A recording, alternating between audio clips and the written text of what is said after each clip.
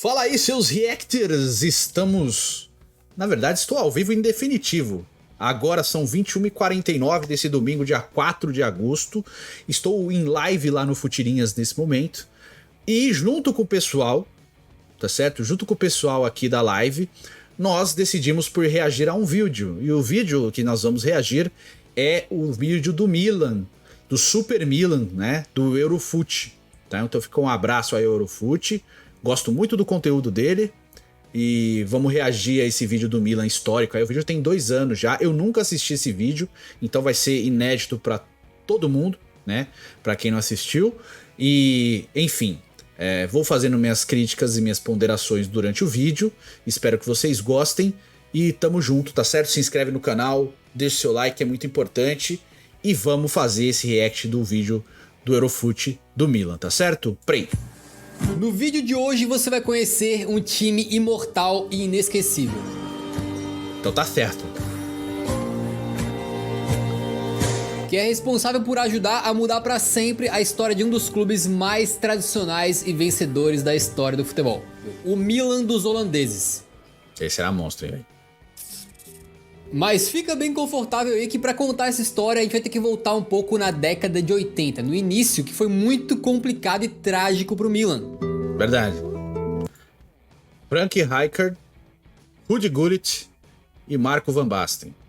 Rijkaard e Van Basten vindo do Ajax, Ruud Gullit vindo do Feyenoord. Inclusive o Ruud Gullit ele começa a carreira dele no último ano do Cruyff como profissional. O Gullit era uma estrela em ascensão, o Cruyff estava se despedindo do futebol no Feyenoord, porque o Ajax não quis renovar o contrato dele na época. Eu não sei se o Pedro vai falar disso durante o vídeo, mas eu já tô fazendo meu adendo aqui. Caso ele fale, graças a Deus, né? Porque é monstro sagrado. Bora lá.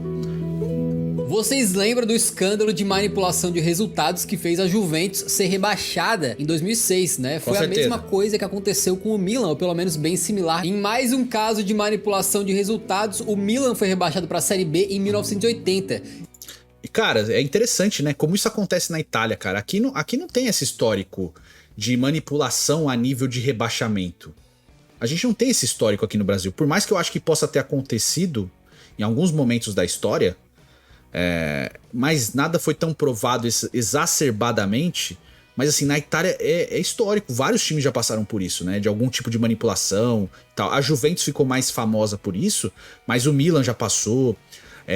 Napoli, Roma, Inter de Milão. Vários times já tiveram esses pormenores aí ao longo da história no futebol italiano, cara. E se o escândalo da Juve ficou conhecido como Calciopoli, o do Milan também ficou eternizado com o apelido Totoneiro. E além de rebaixar o Milan, esse escândalo também rebaixou a Lazio e tirou 5 pontos aí da competição para outros 5 times: Avellino, Taranto, Bolonha, Perugia e Palermo. O presidente do Bolonha na época, o Tommaso Fabretti, foi suspenso do futebol por 1 ano, e o presidente do Milan na época, o Felice Colombo, foi expulso do futebol italiano. Aquele início de anos 80 começava de forma tenebrosa, e apesar do Milan ter conseguido subir de divisão depois de ser rebaixado de forma tranquila, voltou a ser rebaixado em 81, 82, dessa vez não por algum escândalo de corrupção no futebol nem nada, mas por questão de campo mesmo, não jogou bola e caiu. Só que mesmo depois que retornou à Série A, o Milan virava um coadjuvante, não conseguia ter forças para brigar por títulos. Inclusive chegou a ser eliminado de uma Copa da UEFA pelo modesto Zulte Waregem, um time pequeno lá da Bélgica, né? Todos esses seguidos fracassos esportivos e administrativos fez com que o Milan entrasse numa espiral financeira negativa, entrasse numa crise e parecia que poderia acabar no fundo do poço. Até que... Sabe o que é interessante? Nessa época aí, nesse começo de anos 80, meio de anos 80, começaram a surgir na base do Milan o Baresi, Costa Curta, Paulo Maldini, Donadoni, esses caras que foram, tipo, ídolos históricos do Milan e tal. O goleiro Rossi, Panucci, Albertini, esses caras foram todos revelados no Milan, né? E esses caras, junto com esses holandeses, fizeram um Milan gigantesco e hipercampeão, cara. Então assim, a base salvou muito o Milan também, apesar dessas estrelas, os 3 holandeses. E por que 3 holandeses? Porque antes, na Itália, principalmente... a cara do Pedro tá muito feia, eu vou dar aqui. Vem o... Eita, ficou feio de novo. Agora tá melhor. Mas assim, principalmente nos anos 80, você tinha um limite de estrangeiros a 3 estrangeiros. E não era tipo agora que você tem o passaporte europeu e você pode contratar um monte. Não, cada país era um país. Então assim, a Itália permitia 3 estrangeiros, independente da nacionalidade. E o Milan contratou os 3 holandeses como seus 3 estrangeiros. Entendeu? O Napoli tinha, se não me engano, o Maradona, o Careca e o Alemão, o volante brasileiro. Eram 2, um argentino e 2 brasileiros. Tá? Essa aí ficou melhor, essa aqui ficou legal. Corinthians. Então era isso, tinha um limite de estrangeiros no futebol italiano. Você não podia sair contratando que nem é hoje, né? Na Europa toda. Virada de chave pro Milan. Em 1986, um grande empresário aí da Itália, mega poderoso, compra o Milan prometendo trazer os rossoneri de volta ao topo. Era Silvia. O camarada que você conhece bem, Silvio Berlusconi. Tá certo, Silvia. A primeira atitude dele no clube foi uma coisa que surpreendeu muita gente, porque ao invés de ir atrás de um técnico badalado, conhecido, ele escolheu pra comandar o projeto do Milan à beira do campo, um cara que tinha um DNA diferente, que tava surgindo ali muito bem no Parma, um técnico chamado Arrigo Sacchi. Ao começar a montar o time, Berlusconi, que era o cabeça, e o Sacchi, que era o técnico, tinham que lidar com uma regra que hoje parece um negócio impossível, a de que o time poderia ter apenas 3 estrangeiros no elenco. Agora você imagina hoje, né, um PSG, um Manchester City ou um Real Madrid podendo ter apenas 3 jogadores de fora. Ó, gente, só pra vocês entenderem, sabe por que a tela aqui dele tá manchada? Porque ele tomou claim no conteúdo e aí pra não perder o vídeo, você vai lá e mancha a tela e o vídeo continua no ar, tá? É chato, mas senão ele perde a monetização do vídeo, tem que tirar do ar, é complicado, tá? Fora do país, no seu elenco. O fato dessa regra não existir mais hoje é o que permite times virarem, na verdade, seleções mundiais. O Real Madrid, por exemplo, é mais forte do que a maior parte das seleções do mundo. Só que o Milan não tinha essa facilidade. Na hora de escolher os estrangeiros, tinha que ser escolhido criteriosamente. E acabou... Aquele ali é o Daniele... Olha essa aqui... Aquele ali é o Daniele Massaro, que perdeu o pênalti em 94. Lembra? Ele perde o pênalti. O Taffarel defende o pênalti do Massaro na Copa de 94. Poucos 3 que eles escolheram foram 3 caras vindos do mesmo país. Sim. Os escolhidos. O craque holandês Ruud Gullit vivia uma ascensão na sua carreira aí quando chegou a dividir os gramados com o Johan Cruyff, um dos maiores jogadores de todos os tempos, já na parte final da carreira do Cruyff, mas não no Ajax, e sim no Feyenoord. Depois o Gullit tem uma passagem pelo PSV, onde ele chama a atenção de todo mundo, porque em 2 temporadas meteu 53 gols. Assim o Milan decidiu investir no Gullit. E o Gullit era meia, tá, gente? O Ruud Gullit era meia, ofensivo, ele não era a camisa 9. Ele era o tal de ponta de lança, que hoje o futebol não gosta muito, mas voltaram a surgir alguns pontas de lança no futebol, como o Musiala, o Florian Wirtz, são pontas de lança. Né? E o Gullit era essa posição, que é a posição que consagrou o Pelé, ponta de lança, tá? O Gullit era essa posição, então ele era aquele meia que pisava muito na área e fazia muitos gols. E era um cracaço, era um gênio do futebol. Pagou 6,75 milhões de euros para tirar ele do PSV em 1987. Só um detalhe, a gente tá falando de um ano que o mundo era completamente diferente e as moedas eram diferentes, porque o euro só foi instaurado em 1999. Então os valores que eu mencionei aqui e outros que eu vou mencionar nesse vídeo são apenas aproximações, são valores convertidos, beleza? Não leve tão a sério assim. Porque a Itália tinha as liras, né? Então, muito provavelmente foi 1 bilhão de liras na época, que era a moeda da Itália, tá? Gullit era um bárbaro, cara, porque ele tinha uma capacidade surreal de ser multifunção em campo. Então ele poderia fazer qualquer posição, praticamente, desde a zaga, passando pelo meio campo, até o ataque. Sendo um cara alto, 1,91 m, com um físico invejável, ele era forte, ele era rápido, né? Com uma visão de jogo muito boa, com um faro de gol que poucos atacantes têm, e um cara que chegava no Milan de Arrigo Sacchi pra mudar o patamar do time, tanto é que naquele mesmo ano ele é eleito bola de ouro pela France Football. Esse frame ficou bom. Bom, o Gullit é o seguinte, ele era, e é bem histórico do futebol holandês ter jogadores que fazem várias funções em campo, né? O Gullit, apesar de origem de posição ser um camisa 10 ponta de lança, ele jogava de centroavante se precisasse, volante, zagueiro, lateral, ele fazia a função que precisasse em campo, onde ele podia fazer com qualidade, porém, ele principalmente seria um camisa 10 ponta de lança, que foi onde ele brilhou na carreira mais, tá? Só que o Gullit mais velho, ele joga no Chelsea de primeiro volante, né, e técnico ao mesmo tempo. Ele foi técnico e jogador do Chelsea ao mesmo tempo ali no final de carreira dele. Quem também muda de patamar é o nosso canal aqui quando você deixa o like nos vídeos, porque isso aí ajuda muito o canal a crescer, beleza? Então muito obrigado pela força. Quem também jogou com o Cruyff, mas agora sim no Ajax, era o Marco van Basten. E acabou rapidamente virando uma unanimidade tanto no clube quanto na seleção, porque ele era um atacante de nível absurdo, né? Não só um centroavantão daqueles que empurra a bola pro fundo do gol, mas também um cara com capacidade de sair da área, armar jogada, driblar, fazer gol de fora, por exemplo. Foi um dos centroavantes mais impressionantes aí da história do futebol. E na temporada 85-86 foi quando ele mais se destacou. No holandesão, ele marcou 37 gols, sendo o artilheiro da competição e deixando o Milan encantado. O Milan tava caçando, assim, cara, as melhores peças pra preencher o seu limite de 3 estrangeiros e viu no Marco van Basten o cara que poderia ser o camisa 9 do time pra pegar a titularidade e meter gol a rodo. E aí foi em 1987 que o Van Basten foi pro Milan e começava a se formar ali o Milan dos holandeses, mas ainda faltando uma peça. Marco van Basten. Só um detalhe, não sei se ele vai falar das contusões do Van Basten, talvez ele fale, mas a primeira grande contusão do Van Basten, se não me engano, ainda foi no Ajax, em 84, se eu não me engano. Ele tem uma grave lesão, e aí ele volta, o médico que opera ele a primeira vez opera errado, e ele segue com essa operação errada até encerrar a carreira com 28 anos, cara.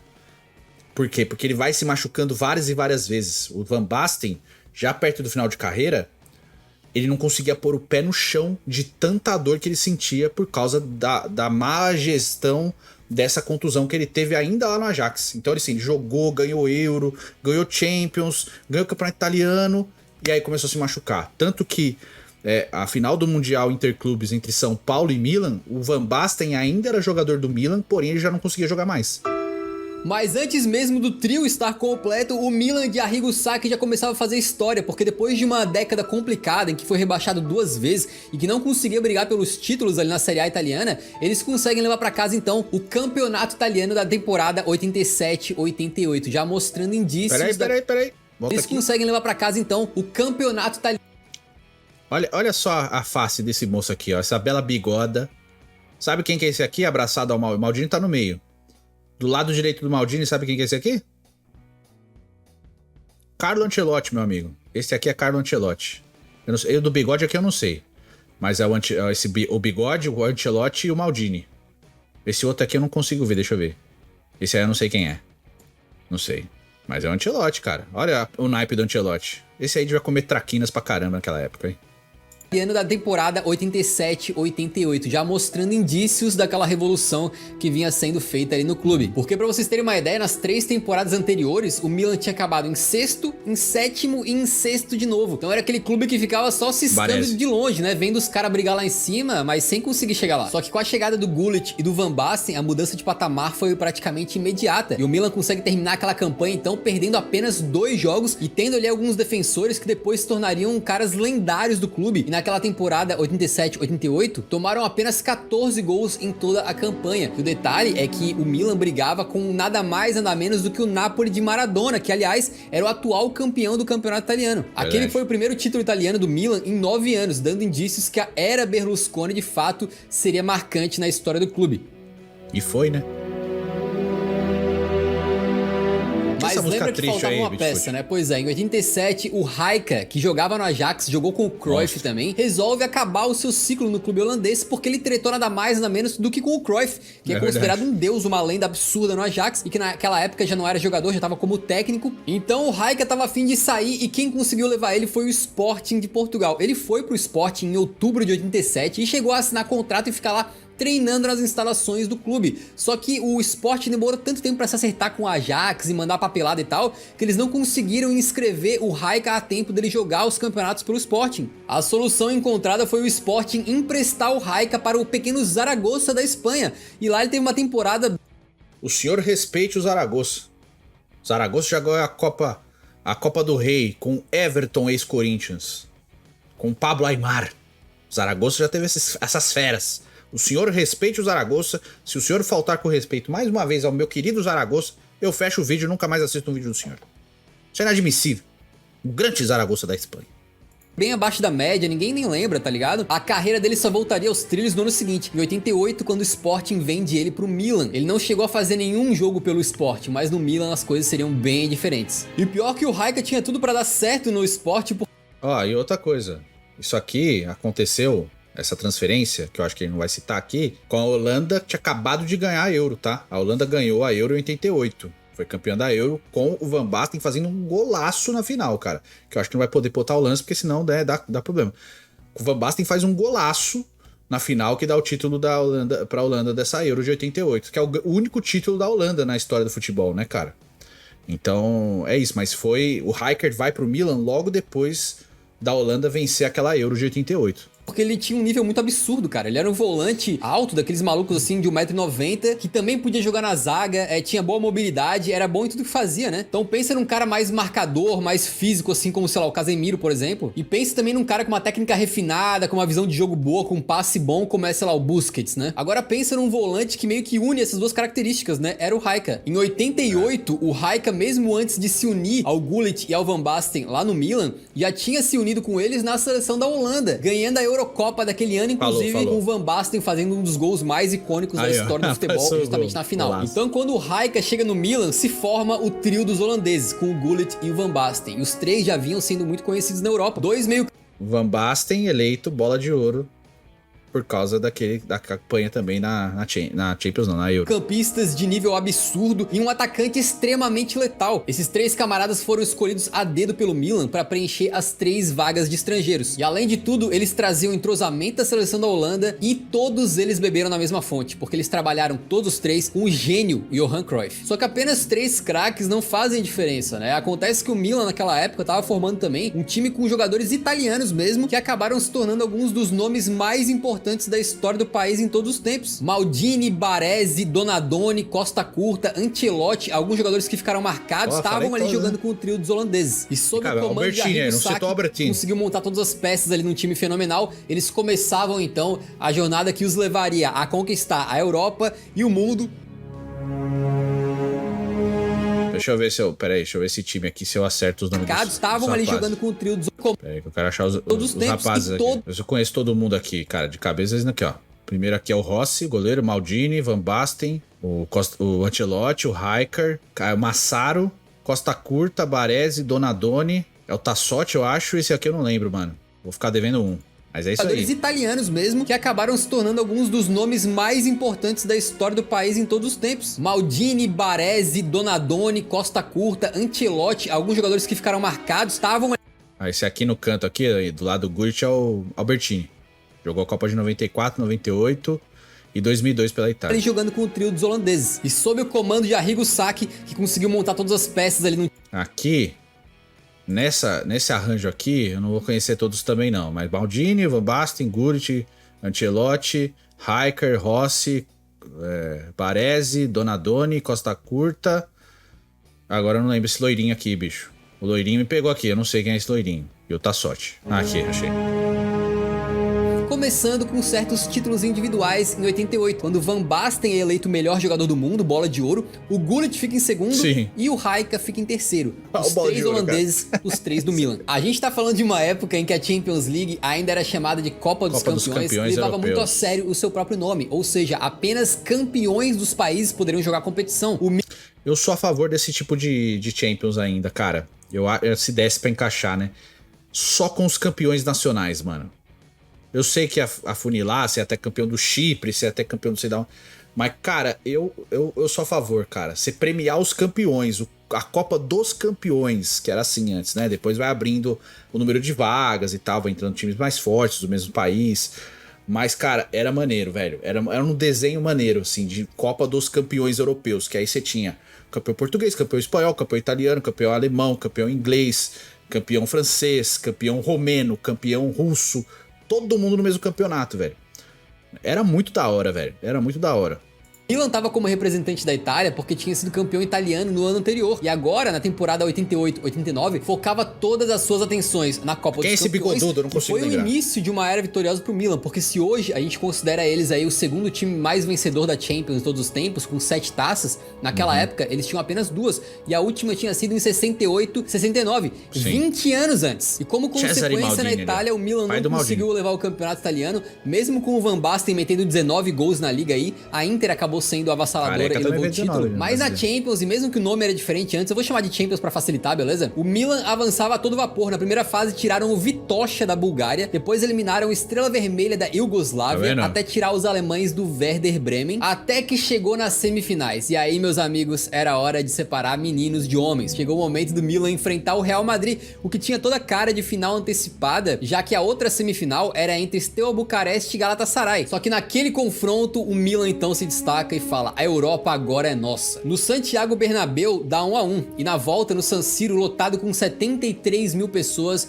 o Milan faz uma das grandes exibições da história da Champions League e mete um sonoro 5-0 pra cima do Real Madrid. Um golaço absurdo do Carleto Ancelotti, ele mesmo, um gol do Donadoni e depois um gol de cada um dos três lá do trio dos holandeses. E depois de amassar o Real Madrid, o Milan então foi pra final, pra grande decisão. E o adversário era o Steaua Bucareste, que hoje parece uma coisa muito distante, mas na época o Steaua tinha ganhado já uma Champions League em 86, ganhando em cima do Barcelona, amigo. Só que quando chegou pra... Nesse Steaua, campeão de Liga dos Campeões em cima do Barcelona, tinha o Jorge Hagi, que é o maior jogador da história do futebol romeno. Jogava demais. Tinha também o Munteanu, o Steleia, que foram os caras que foram base da seleção da Romênia em 94, 98, velho.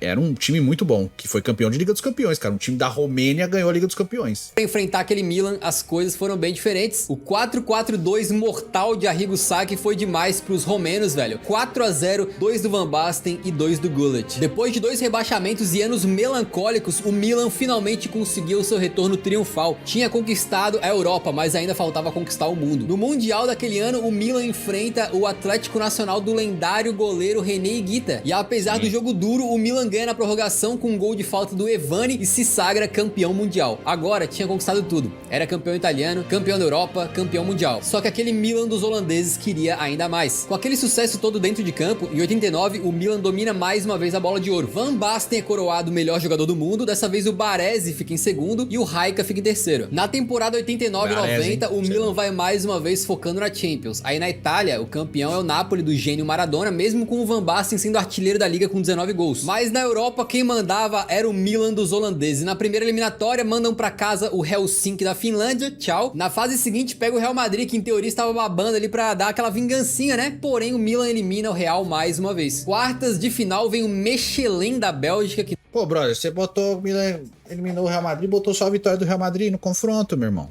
Aí você me complica. Não foi páreo pro Milan. E na semifinal, a maior batalha daquela Champions League, então. O Milan pegava o Bayern de Munique. Ambos os clubes aí tricampeões da Champions. Mas o Milan, de fato, vai pra final pelos gols marcados fora de casa, que naquela época ainda valiam, né? Na grande decisão, o Milan enfrentava o Benfica, que tentava finalmente ganhar um título europeu depois da era Eusébio. A final foi duríssima, velho. Mas quando marca o Van Basten, bota o Raika pra correr, ele entra na área, fuzila e marca o único gol da partida que dá o tetracampeonato da Champions para o Milan. No Mundial de Clubes, o adversário era o Olímpia do Paraguai e o Milan não tomou conhecimento. 3-0 com 2 gols do Raika, que já tinha decidido a Champions, né? Tornando o Milan, então, o primeiro clube europeu a ser campeão do mundo 3 vezes. O Milan dos holandeses tinha atingido o seu apogeu, e vocês estão ligados na frase que o difícil não é chegar no topo, é se manter lá. Na temporada seguinte, em 90-91, o Milan mais uma vez não consegue vencer o campeonato italiano e dessa vez é eliminado nas quartas de final da Champions League. Para completar, o técnico Arrigo Sacchi acaba saindo no final da temporada, depois ele vai treinar a seleção da Itália, né? E começa-se a enxergar ali o fim de um dos Milans mais encantadores de todos os tempos, um dos times históricos aí do futebol. Mas os holandeses seguiram no Milan e ainda tiveram mais anos de glória, né? Sob o comando do Fábio Capello, eles voltam a ser campeões italianos aí na temporada 91-92, com uma defesa formada ali por Baresi, Maldini e Costa Curta, que acabaram se tornando jogadores ainda mais lendários do Milan, né? E com o Van Basten, que novamente foi artilheiro, metendo 25 gols na liga e levando pra casa a sua terceira bola de ouro. Na época, empatando aí com os líderes de bola de ouro, que eram Cruyff e Platini, 3 pra cada. Sim. O domínio nacional se estendeu, porque o Milan de Fábio Capello foi tricampeão italiano, ganhando também em 92-93 e 93-94, só que o time era cada vez menos o time dos holandeses. O Gullit não era um dos preferidos do Capello, acabou sendo pouco utilizado e saindo pra Sampdoria em 93. E na temporada 92-93, o Milan vai novamente pra final, mas não era mais aquele Milan mágico, né? O Gullit não foi nem relacionado pra partida, e com apenas 2 dos 3 holandeses, o Milan perde aquela final, então, pro Olympique de Marseille por 1-0, numa partida que ficou marcada por ser a última da carreira do Marco Van Basten. Ele vinha sofrendo já com algumas lesões meio sérias e depois daquele jogo de final de Champions, ele fica 2 anos tentando se recuperar das... Por que o Milan jogou a final daquele Mundial, cara? O Milan jogou a final do Mundial no final do ano contra o São Paulo, por quê? Porque o Olympique de Marseille, ele fez uma manipulação dentro da Liga Francesa e ele foi proibido de jogar o Campeonato Mundial, por mais que ele tenha sido campeão da Champions. Então assim, o Olympique de Marseille ganhou a Champions, honestamente, mas manipulou a Liga Francesa e foi campeão da Liga Francesa também. Só que por causa dessa manipulação, ele foi proibido de disputar o Mundial de Clubes. Aí o Milan foi representar, né, o continente europeu, que tinha sido vice-campeão.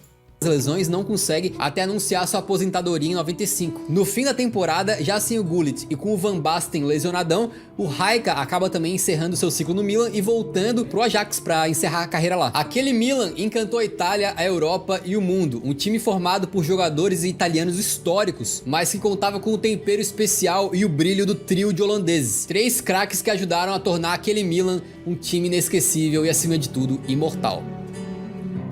Que bonito, bicho. Singelo, coisa bonita. Se você curte vídeos mais históricos como esse, por favor deixa o like para ajudar na divulgação. Também conto com o seu comentário na caixa de comentários aí embaixo, deixando outros times que a gente poderia pesquisar e fazer um vídeo bem bacana como esse aqui, beleza? Muito obrigado por assistir até o final, nos vemos no próximo então, um grande abraço, falou! Falou, Bititão. Era um time muito forte mesmo, foi um time que encantou o futebol mundial mesmo, era um time envolvente, ofensivo, tinha 3 caras maravilhosos. O Van Basten, o cara me perguntou aí se eu preferia o Van Basten ou o Bergkamp. Eu vi mais do Bergkamp jogar, mas o Van Basten foi melhor do que o Bergkamp. Cara, o Van Basten ganhou 3 bolas de ouro, velho. 3. E ele era o melhor jogador do mundo. Ele se machuca ainda como o melhor jogador do mundo, cara. E ele não consegue mais voltar. Então, assim, ele encerrou a carreira de verdade com 30 anos, só que ele não conseguia jogar desde os 28, ele ficou 2 anos tentando voltar a jogar e não conseguia, né? A final da Champions de 93 foi o último jogo dele como profissional, ele não conseguiu voltar depois disso, cara.